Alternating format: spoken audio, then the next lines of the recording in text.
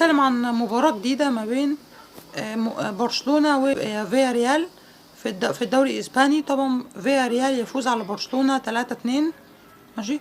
للاسف طبعا مباراة كويسة جدا لبرشلونة، بالرغم انه برشلونة عمل اداء كويس جدا، بس للاسف خسر 3-2. راح حارس فيا ريال عالمي جدا، صد كذا كورة. إيريك جارسيا كويس جدا، عمل اسيست للامين يامال. برضو بيسجل الهدف الاول للبارسا. لامين يامال هدف عالمي جدا، ار2. ماشي.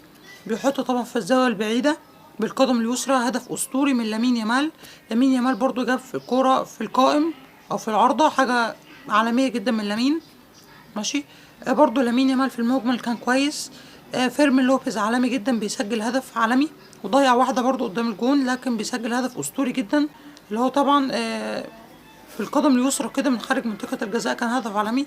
من اللعيبة كويسة جدا. بيدري كان كويس. رافينيا مش احسن حاجة. ليفاندوفسكي برضو بيضيع كتير. ليفاندوفسكي طبعا برشلونة محتاج مهاجم في اسرع وقت بدلا من ليفاندوفسكي. طبعا الدفاع مش احسن حاجة برضو. هانز فليك لسه بيشتغل على الدفاع المتقدم. ماشي. دايما في اي هجمة للبارسا الدفاع المتقدم يأتي ويجي كده ويتقدم الدفاع. طبعا لعيبة فيا ريال اكتشفوا منصات التسلل.